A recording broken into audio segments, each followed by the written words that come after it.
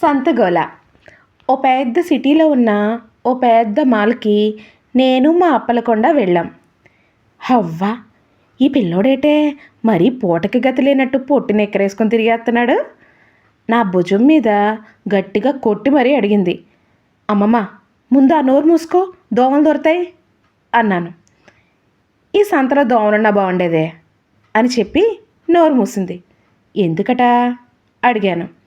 అవి కొడతాయని భయపడైనా సరే పెద్ద బట్టలు వేసుకుంటారు కదా, అందుకని సమాధానం ఇచ్చింది.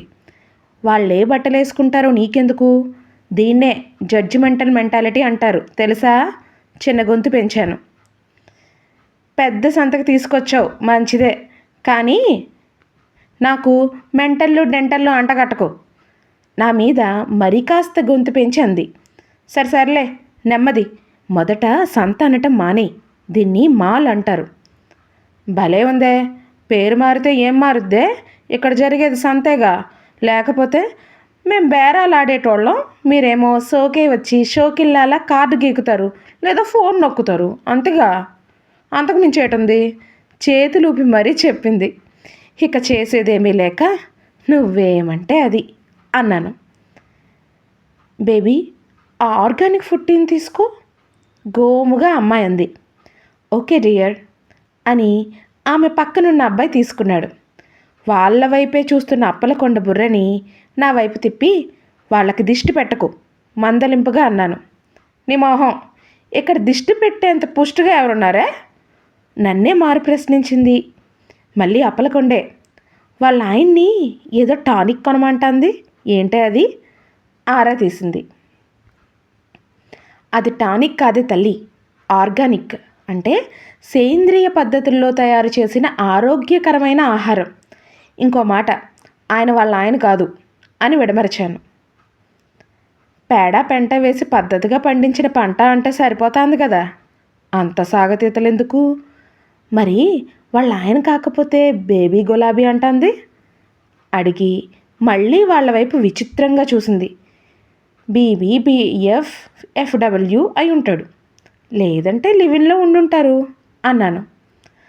అతను ఏమవుతాడంటే, ఇంగ్లీష్ అక్షరాలు చెప్తావేం పిల్ల? నా తల మీద ముట్టింది. ఇంగ్లీష్ అక్షరాలు కాదమ్మమ్మా, నీకు చెప్పిన అర్థం కాదు, వదిలే విసుగ్గా అన్నాను. నాకు తెలియని ఇంగ్లీష్ ఉందంటే చెప్పు, అర్థమవుతుంది. క్వీన్ విక్టోరియా లా ఆర్డర్ వేసింది.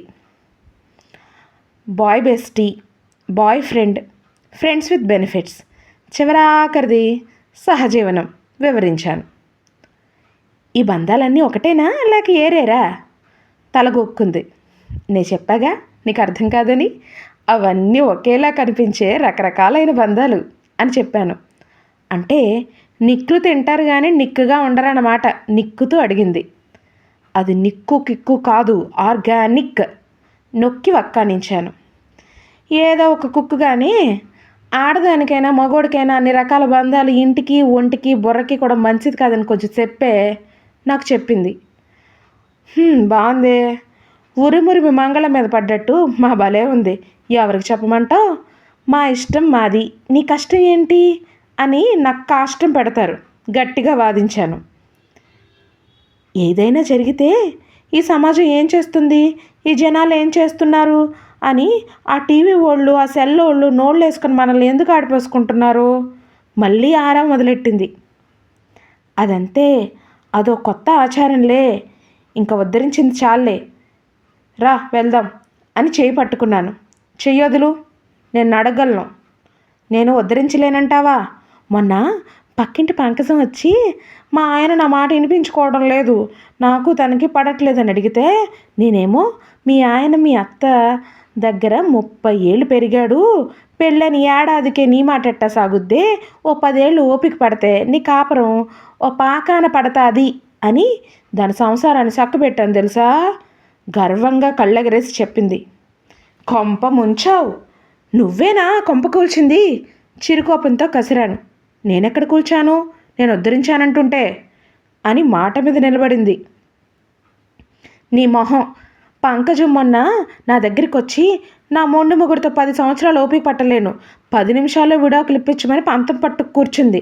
పైగా పెళ్ళై సంవత్సరం కూడా అవ్వలేదు, ఈ లేని 10 ఏళ్ళు ఎక్కడి నుంచి వచ్చాయి పంకజం అని అడిగితే, ముంగి మూతేసుకొని కూర్చుందే గాని నీ ఉద్ధరణ గురించి ఊసైనా చెవిలో వదలేదు ఆ పంకజాక్షి అని వెటకారించాను. ఆయన నాకెందుకమ్మా ఈ సంతగోళ, మూతి తిప్పుతూ అని మా అల్లోంచి వెళ్ళిపోయింది. కొత్త జబ్బుకి పాత మందు పని చేయదని మా అప్పలకొండకి ఎప్పుడు అర్థమవుతుందో. మరిన్ని కబుర్లతో మళ్ళీ కలుద్దాం. మీ భాగి. షేర్ చేయండి, సబ్స్క్రైబ్ చేయండి, కమెంట్ చేయండి. Thank you.